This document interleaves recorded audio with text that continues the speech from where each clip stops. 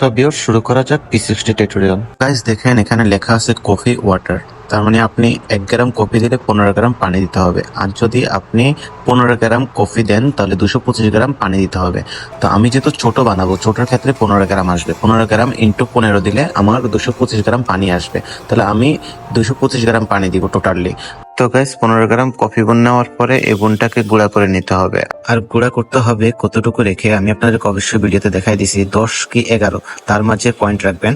Coffee বোনটা গুঁড়া করার পরে কিরকম হবে আমি আপনাদেরকে ভিডিওতে দেখাই দিলাম। আর বিশেষ করে ওয়াটার টেম্পারেচার কত রাখবেন এটাও কিন্তু মাথায় রাখতে হবে। তো আমি আপনাদেরকে বলে দিলাম এবং আপনাদেরকে প্র্যাকটিক্যালি দেখাই দিতেছি যে এখানে ওয়াটার টেম্পারেচার রাখবেন 88, তার মানে 88 রাখতে হবে।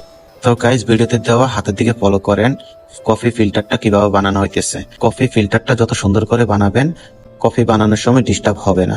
তাই কফি ফিল্টারটা ভালো করে বানাইতে হবে। কফি ফিল্টারটা ভালো করে বানানোর পরে এই ফিল্টারটা কেরামিকের উপর বসাবেন। কেরামিকের উপর বসানোর পরে আমার হাতের আঙ্গুলের দিকে ফলো করেন কিভাবে ধরে এটাকে ভিজিয়ে নিয়েছি। আর অবশ্যই পেপার ফিল্টার ভিজানোর পরে ওই পানিটা পালাই দিতে হবে। তারপর তার উপরে কফি দিয়ে দিতে হবে।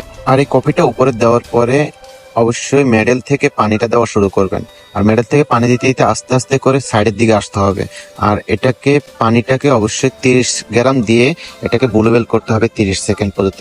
অপেক্ষা করবেন 30 সেকেন্ড। তো গাইস, 30 গ্রাম পানি দেওয়ার পরে অপেক্ষা করতেছি 30 সেকেন্ড। 30 সেকেন্ড অপেক্ষা করার পরে আবারও মেডেল থেকে পানি ঢালা শুরু করবেন। তো মাঝখান থেকে পানি ডালতে ডালতে আস্তে আস্তে করে পুরো পানিটা এইভাবে ডালতে থাকবেন 2.5 মিনিট পর্যন্ত। তার মানে 225 গ্রাম পানি 2.5 মিনিট পর্যন্ত ডালতে হবে। 2 মিনিট 30 সেকেন্ড পর্যন্ত পানি ডালতে হবে। এইভাবে করে পুরো কফিটা পরিপূর্ণ শেষ করবেন। তো গাইস, আপনাদের সুবিধার ক্ষেত্রে আমি ভিডিওটা দ্রুত শেষ করে দিয়েছি।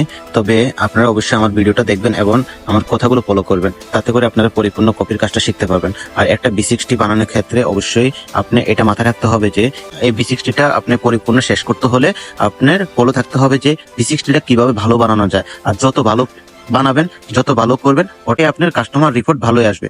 তাই যে কোনো রেস্টুরেন্টের ক্ষেত্রে সবাই চায় যে ভালো রিপোর্ট আসুক, ভালো বলুক, কাস্টমার ভালো উপস্থাপনা করুক। আপনি উপস্থাপনা যদি ভালো চান তার ক্ষেত্রে আপনি খেয়াল করতে হবে কপিটা শুরু থেকে শেষ পর্যন্ত যাতে কোনো কিছু মিস্টেক হয়ে না বানানো হয়।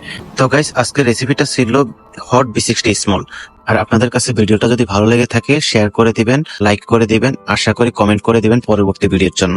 আপনারা কি ধরনের ভিডিও চান আপনারা কমেন্ট করে দিবেন। আর বিশেষ করে আপনাদেরকে ধন্যবাদ জানাই যে আমার পুরো ভিডিওটা দেখার জন্য। আরো ধন্যবাদ জানাই যারা আমার পরবর্তী ভিডিওর জন্য অপেক্ষা করতেছেন, কারণ আপনাদের অপেক্ষায় আমার মূল উৎসাহ। তো ইনশাল্লাহ পরবর্তী আবার আপনাদের সাথে দেখা হবে অন্য ভিডিওতে। তো আশা করি ভালো থাকবেন, সুস্থ থাকবেন। আল্লাহ হাফেজ।